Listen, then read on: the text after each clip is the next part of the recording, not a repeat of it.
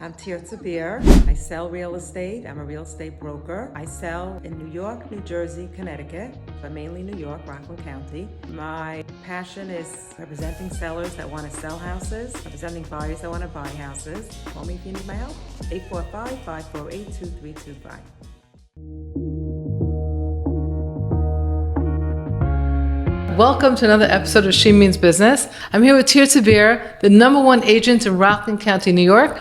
Tirtza sells houses here in Rockland County. She goes into Orange County. You're licensed in other states, aren't you? New Jersey and Connecticut. So she sells houses in New Jersey. You're just bordering New Jersey, aren't you? Yes, that's why. Okay. I want to bring people over the border. There are beautiful homes there too, so why not? For sure. And then also Connecticut. Connecticut's not too far from us either. Yeah. What do you have in Connecticut? I have something 90 minutes away in Norgata, Connecticut. Stunning, gorgeous, brand new houses, $550 a piece. Oh my goodness. And I'm trying to sell that development. Already one person bought, and Zeilingold did that mortgage. I did. And we need to sell another 89. And I have to tell you something. I spoke to the people who bought in Naugatuck, and they love it there. Yeah. The house is made beautifully. It's so Gorgeous, nice. All the extras solid. are in it. All the extras Solid. and the view. And we drove up there with all the trees. Yeah. Beautiful it's over like there. Scenic. It's very scenic, and it's like angelic over there. It's gorgeous. Okay. So for somebody that is priced out over here, I feel like that's the next location. It's So beautiful there. I That's got for my sure. license there, and I think it's happening. Okay, With the so pool, it's going to be like an indoor, what is it called? Those enclosed. it's like a PUD. It Yeah. has like a gate around it, and the little amenities are inside Yeah, there. Exactly. Okay, Yes, perfect. That's great. gorgeous. So let's go right into our interview. Okay. Tirtza, I know you for now, I would say for how many years? Not the time I met you in the library, but since then. Oh, yeah, you remember that. Yeah, I do remember Okay. that. I used So to give probably- I used to give these home buyer seminars, and Yeah. Tirtza showed up at one of them. Yeah, right. I remember you I were a real remember. estate agent with were you a real estate agent back then also? Yeah. But how long did I really know you? So probably like 15 years, no? Okay, makes sense. Okay, about 15 years. And I want to hear all about what took you to get into real estate and brought you up the trajectory to being the #1 real estate in our county. So let's start. What did you do before real estate? It's a question I love to ask. Most people don't start in real estate. They have a whole life before, like the life before, the life after. So what were you doing before you went into real estate? I love teaching. So first I taught Russians. When I taught in Russian schools, they didn't speak English, and I had to act everything out to them. Like I was totally, and that's how I had to teach until they learned English. But I taught Hebrew studies for Russians, and I taught them how to read. I taught them how to read Hebrew. Throughout all the holidays, everything we taught. And I taught that for 2 years. And then when I moved to, that I did in Brooklyn. And then when I moved to Lakewood, I continued teaching. But I opened up my own preschool. Like I did 4-year-old boys. I had first I started with 10, then I went to 15, then I did 20 with an assistant. And I loved it. I loved teaching. I did that for 10 years. Then moved to Boston and continued teaching over there in the schools in Boston. I did also preschool, loved it. And then when I came to Muncie, I took a break. For 1 year, did nothing, looked around, and then I saw a little ad in Community Connections that said that I could get into mortgages. And I pulled that ad, and I started doing mortgages. And then somehow I did mortgages for a little bit. I learned the business, I understood it. But then when everything crashed, You're talking about the crash back in 2008 Yeah. and 9. around that time, when everything crashed and all the banks, I wasn't doing the business when the banks were like giving loans to people that didn't make any I money. remember when that happened. It was in 2007, like in July. The first one went down, Yeah. then the next one went down, and then like one by one, banks were shutting down, Right. shutting down, shutting down, shutting down. It was a very scary time in the mortgage business. Very scary time. And banks, I remember I was working with a certain bank, doing most of the loans with that bank, and there were no doc, no income loans. I don't remember what the name of that bank was, and they shut down. And then after that, I got nervous. I got a real estate license because I moved to a street. In between, I bought a house, and I wanted to kind of start bringing my friends there. And so I started kind of selling houses without a license. And that made me decide to go into real estate, get a license, and start selling houses. And ever since then, that's what I've been doing, selling houses.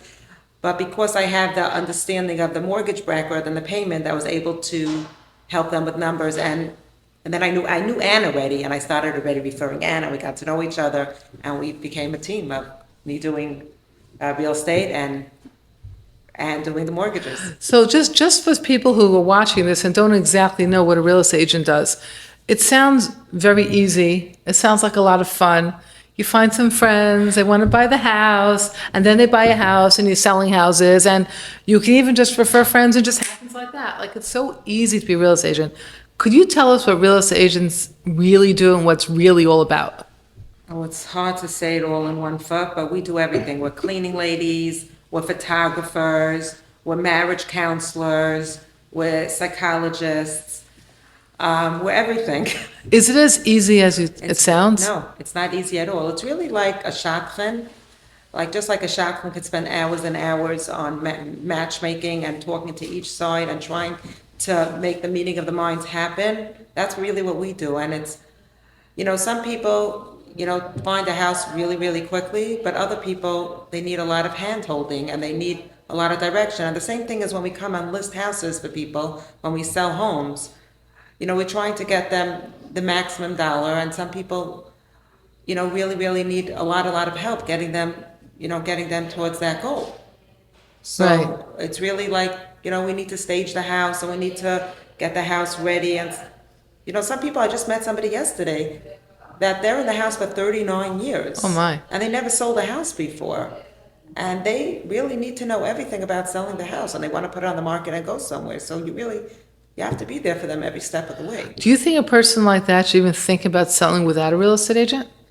Absolutely not. I mean, there's so many pitfalls for somebody that doesn't know anything about, they don't know it. So I was telling that person, like, he was asking me a lot of questions. Some of the things he was asking me, like, we go through these scenarios every single day. So, like, for me, it was very easy to answer, but for him, he wouldn't know the answer. Right, and he can really make a really big mistake exactly. by Yeah. just doing something that could really hurt him and cost him a lot And of when I money. told him, by the way, what he could get for the house, like, I gave him the real number. I wasn't like, he was so surprised. He thought he could get so much less. And then I was showing him the comparables, but he was looking at other comparables. I showed him, it didn't even So occur to him. basically, your job is to really show them what they can get for the house. So there's the money piece. You can get them realistically what they can get for the house. But it's also, a mistake in real estate. I always tell this to my clients. I said, when you buy a house, it's not like going to Macy's and buying a dress and returning the dress, and they don't want to take it back.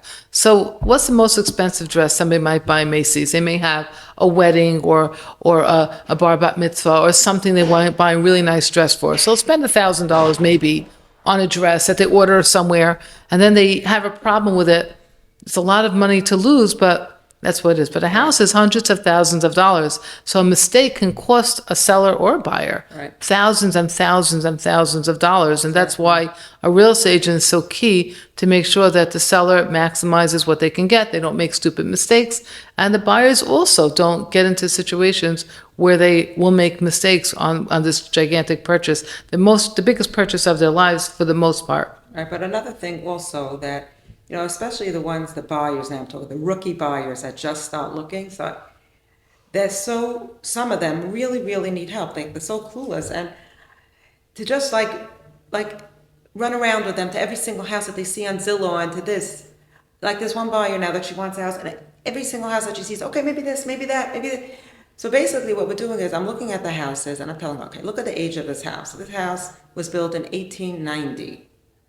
Are you going to like that house that was built in 1890? It's not that, but I already worked with her. We showed her some houses, so I already know what she likes and what she doesn't like. To just take her to every single house. So first she didn't believe me. So she said, no, I know, I see on the pictures, I'm going to like this. Anyway, took her to the house. She hated the house. The whole layout didn't work for her. So basically I want to discern, like, I could tell her, I already know what she likes and what she's not going to like, basically. So now she has my trust. So now when I tell her, go jump, this is the house you're going to like, she's running. And that's how it works. Basically, we try to really understand what they need. Like, they come, they talk to us, they tell us everything. Then we have to sometimes show them a few things. And then from there, we try to, like, really zoom in what they need so we don't have to, like, spend hours of their time, hours of our time and energy. Like, this person's coming in an hour each time, We understand what they need. And when that house comes up, I say jump at it. And I have people buying houses without even seeing them sometimes. Yeah, what's because we going on in understand the what they market? need. What's going on in the market there? We're right now filming. This is a beginning of the spring season of 2024. Overall, what does the real estate market look like as far as for buyers who want to buy or even sellers who want to sell? What does it look like right now? Okay, so for sellers, it's a very, very hot market. It's definitely a seller's market because there's not a lot of inventory. So when you don't have a lot of inventory, you have a lot of buyers for every single house. Right. But I see that there's more buyers for homes that are, let's say, in the 6, 7, and even 800 range than the houses that, let's say, are a million and over. So let's say the houses a million and over are not having the same bidding wars as they used to when the rates were lower. What is the bidding war? A bidding war is when there's multiple bids and then they do a highest and best. So basically, a lot of people want the same house, so it gets a higher price. Yeah. Now, is it always about price, or is it also about terms? Like, what else could be part of that bidding war? No, it's also about, yeah, that's a good question. It's also about terms. And yesterday, I remember I asked you to give me, to give a call to the agent I did. because their terms were very good. We were waiving that appraisal contingency. And that made a difference to the And that made a seller. very big difference, and they got the offer. That's great. And that was about terms. I don't know that we were necessarily even the highest price. I'm not sure. It's interesting that you're saying this. There's a lot of people who went into real estate in the last 5 and 6 years, especially not so much in our community, but there's other communities that are growing and blossoming. It's across the country. There's different areas that seem to be like hotter markets today. And real estate agents jump into the arena of real estate agents, and their experience in selling homes is only in this very hot market where people seem to be moving from one place to another. They may have a lot of money to put down, and they're willing to bid and bid and bid more. Especially here in the tri-state area, people we know selling homes in Brooklyn, they appreciate in value like crazy, and they would have paid more for a home because they had all this cash to put down, and they just wanted to get the house. And so I was talking to this agent, and she said that she told me that her job as an agent is to get the seller the highest price for the house. And I told her it's not true. I told her your job as an agent is to get the seller what the seller wants. If the seller wants to sell to a family with 3 kids, ages 10, 5, and 3, and they're willing to take a lower price because that's who they want in their house, that's what the seller wants. So It's your job is interesting that you're saying that because yesterday when I sat with the seller, I started the appointment with, okay, I said, I'm going to tell you my goals. But I want to first, before I tell you my goals for your house, I want to first hear what your goals are, because my goals are what your goals are. I said, tell me, what is the most important thing when you are selling a house? I always ask the seller the question. What kind of answers do you get? I'm just curious. So they said they want to stay for the summer and enjoy their house. They want to be able to stay till the end of August. They have a pool, they have a backyard. I needed to know that. And I'm so happy I asked that question, because I said, now when we look into buyers, we're going to say that.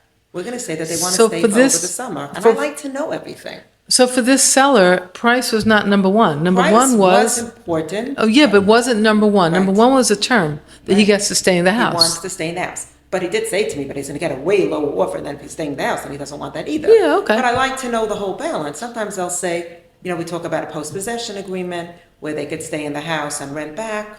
We talk all about that. But I like to understand everything that the seller wants before I even start. Right. Because you want to do what the seller wants. That's what you're here for. You're representing the seller's needs. Okay, perfect. So that is true. Okay. Just happened yesterday. So what are some of the challenges you're finding in business over the years? You've gone busier and busier and busier. You didn't enter Hatch as a real estate agent, and you were number one that year. Right. It took time. So you've been I don't know, you've been number one before. It's not the first year you're number one, and you've been a top 3 easily for the last 5 or 10 years. Maybe not 10 years, but last 7, 8 years, for Yeah. quite a while. What are some of the challenges you find to maintain your business, or the day-to-day challenges that you see as you're working a business? Because, by the way, real estate agency is not just selling a house for the fun of it and for a lark. It's an actual business. So tell me some of the challenges you face.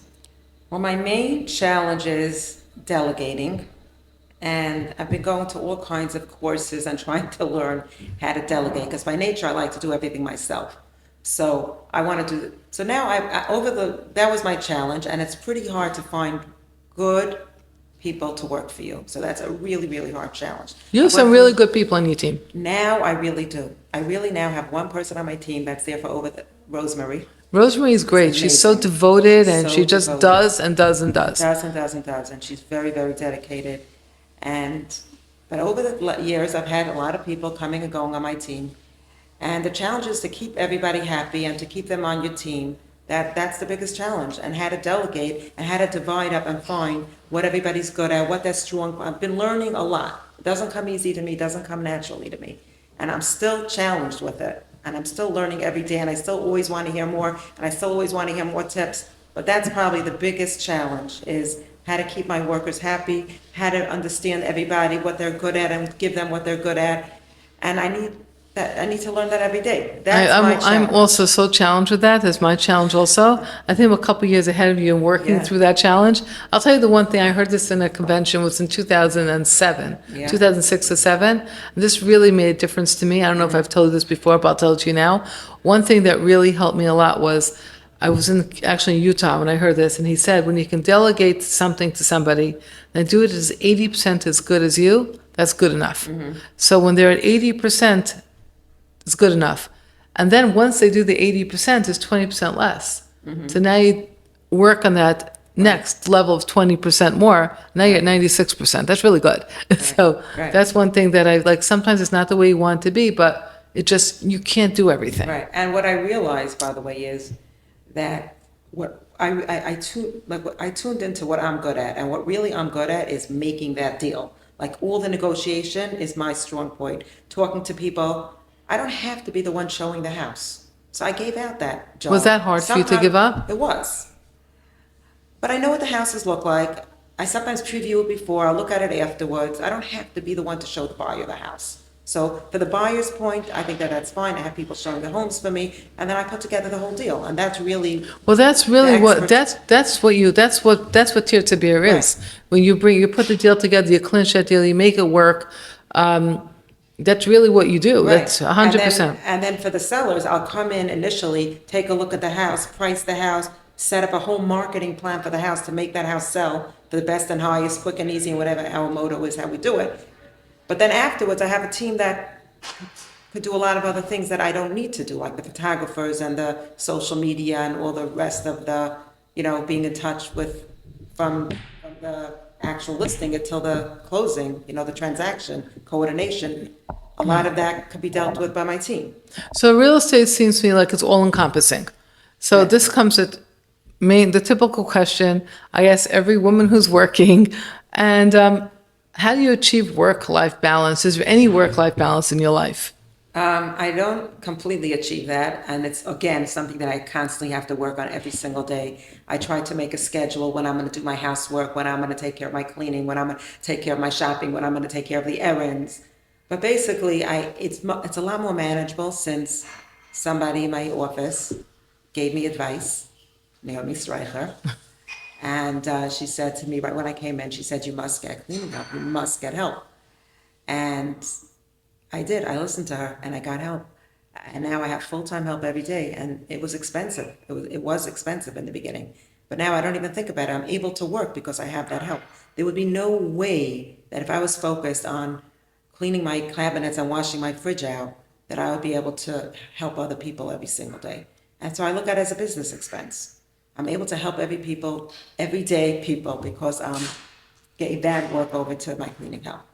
I think it's really important. It's very interesting they said that. I had the same thing in my business life, that I thought I can do it all. I wanted to take care of my children. I wanted to clean my home, and I wanted to build a business. And then I remember my daughter, she was born in 1997, so she's now about 26 years old. Yeah.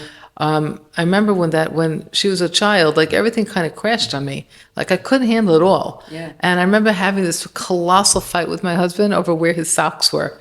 I said, "Dad, I'm getting some to my laundry. Yeah. I'm not going to have a fight over socks. Like there's better things in life to fight about." Exactly. You seem so calm over here. When I came, you greeted me with a cup of tea. Do you feel any stress? Like, how do you deal with that? There's got to be stress in your business. I can't imagine Well, by that. nature, I happen to not get stressed out so much. Thank God. It has nothing to do with me. It's just I was born like that. I don't have high anxiety, and that's, I think, why I could do this business, because it is a high anxiety kind of business. And basically, I'm not saying I never get stressed, but basically, there's two ways that it's divided: things that I can control and things that I can't control. So some things that I can't control, there's no reason to get stressed. What should I do if I can't control the situation? And if something I can't control, then I'm gonna do every single thing possible, because you remember you told me that I'm like a bulldozer. I always think of that I try, do not give up. Try every single which way to get someone's house. Like if a buyer tells me they want a certain house, I will try every which way to get them that house. Everything possible until it's out of my control. Okay? And if they say they want a certain house, like sometimes they'll tell me they want a certain house and it's not even on the market yet. If they're, I will try. I'm not saying always, but if it's a possibility, then I will keep trying. Now, sometimes it'll work, sometimes it won't work. The same as with if a seller tells me something, they want a very high number for their house. So again, if it's possible to get it for them, I will try but if I can't, if it's out of my control and it's in the market's control, so that's really the two things. Is it in my control? I mean, really nothing is in our control. We're in Hashem's hands, okay? But what I'm saying is I will do my effort and then the rest is not up to me. That's really my answer. So Tirtza, what's the most satisfying part about your business? Okay, the most satisfying part about my business is also watching all the young families that I sold houses to and looking at it now and seeing what a huge fledgling community that became. And also watching how the value jumped up on them. That's a very interesting thing. Anyone you sold a house to, a number of even 2 years ago, they probably have a lot of equity in their homes right now, which if they wanted to, they can tap into for different reasons. It's such a gift. They get to live in the home and they get this gift. I'm thinking about the family that we both worked with together. A couple of years ago, probably 8 years ago, I sold them a house. It was a short sale for like $250 or $300. They sold their house now for $850, and they were able to buy a big, beautiful house now.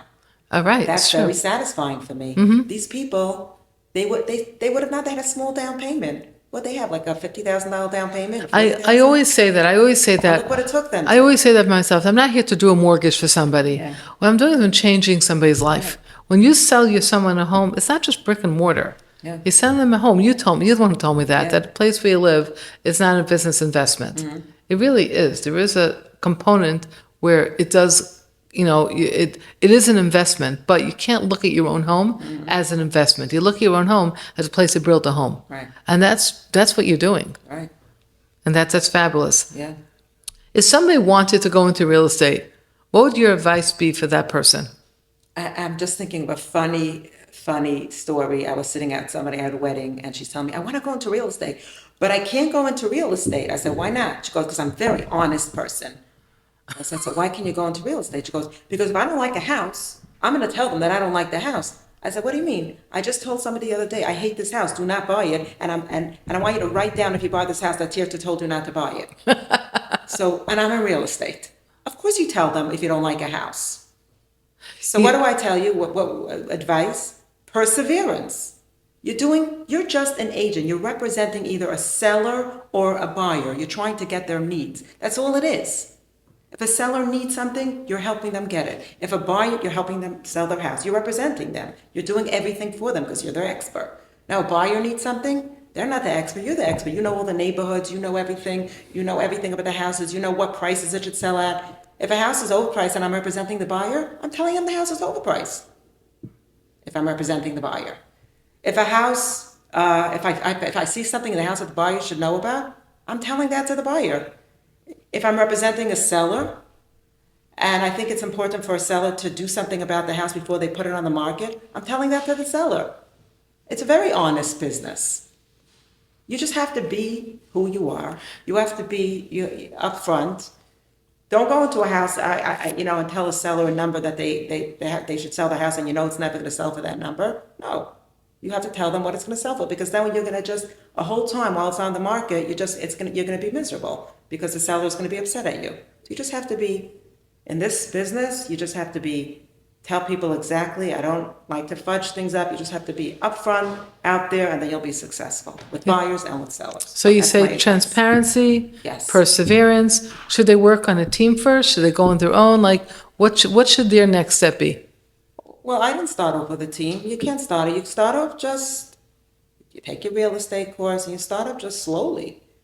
Slowly. You can't expect that. It took 6 months until I sold my first house. And not everyone sells a house in 6 months. It takes time. I think you should start off going on, if you want to start off, you start off going on a team. Because there's so much to learn and so much to know. And, if you're on a team with somebody giving you the buyers and giving you the leads and giving you the guidance, then you have all the advice that you need. So Tirtza, I'm going to go off script for a second. Okay. What about the NAR settlement? We have to touch it. Oh. It's in the news. Everyone's hearing about it, buyers and sellers. Do you have anything to say about it? I'm going to wait to see how it plays out. I don't really know. My brain doesn't, I know people have been asking me. My brain doesn't really work that way. I'm kind of like today, what's happening today. I'm going to wait to see how it plays out. What I'm thinking is I can't imagine that it's going to be such a huge, big difference. Other than that, now buyers will probably be signing with their buyers' agents because I think that's going to be for the better. Buyers don't have to, won't be jumping around so much anymore. I think when we sit down with the seller, we're going to explain them the same thing. Things are not going to change so much. They're going to want a lot of buyers coming to look at that, buyers' agents coming to look at their house. So I don't think that things are going to change so much. So basically, real estate will go back into a rhythm of some sort. It's not yet totally done. It's not finalized. It was an offered settlement. The Justice Department hasn't approved it. It's going back and forth still. I think the attorneys are the ones that gained the most over here, right, on that settlement. No, I think they just needed the attorneys. They needed something to have a lawsuit about. But really, we all know that this is good for the sellers and the buyers. It's just a smoother process when the seller pays the whole commission. And you don't have to have a buyer separately paying the commission. It's just smoother when it comes off the proceeds of the sale. It's going to end up the seller has the same amount of funds in their pocket. The buyers are going to have the same. It just makes things a little bit more complicated for the buyer probably. But it doesn't really change how much money anybody's paying for houses. The houses are sell for what they sell. Right. So Okay. that's what I think. All right. Perfect. So, Tirtza, it was so great to meet with you. Okay. And I want to wish you a lot of luck in this spring season. Spring is usually the busiest season, right? I find the whole year very busy. So the whole year is spring for Tirtza. I think so. Okay. The whole year is busy. Perfect. And I always need houses. That's the issue. Oh, that's the now. question. What do you need? Let's end up with what you need. Houses to sell. So anybody There's a watching lot this of podcast, buyers. if you yourself want to sell your house or you know somebody who wants to sell, the number you're going to call is Tirtza. Yeah, because I need houses. There's a shortage of houses. And every time, and my houses don't sit on the market. They go in a week or two. You have a lot of buyers waiting. I have a lot of buyers waiting. And they go like this. So I'm always short on houses. It's I give the analogy. Imagine working into a grocery store. I have buyers working at a grocery store and not having bread. Oh my. So that's what it is. I need to have bread. Do you want to build, are you looking to build your team at all or your team's good as it I'm is? looking to build my team. I could use some more buyers agents. You're looking for buyers agents. Buyers agents, yeah. So if anybody watching this is an Yes. agent who'd like to be in Tirtza's team, Yes. she's looking for buyers agents. Buyers agents. And, They have a lot of opportunity on my team. Okay, great. Caring I people. can tell that for a fact. You have a lot of buyers coming through your channels. You have a lot of buyers always calling you, always ready. So And I need great, houses for them, and we need a good buyer's agent, so. perfect. Okay, thank you, Tirtza. Thank you. And I wish you a very successful day. Amen. You Okay. too. Thank you.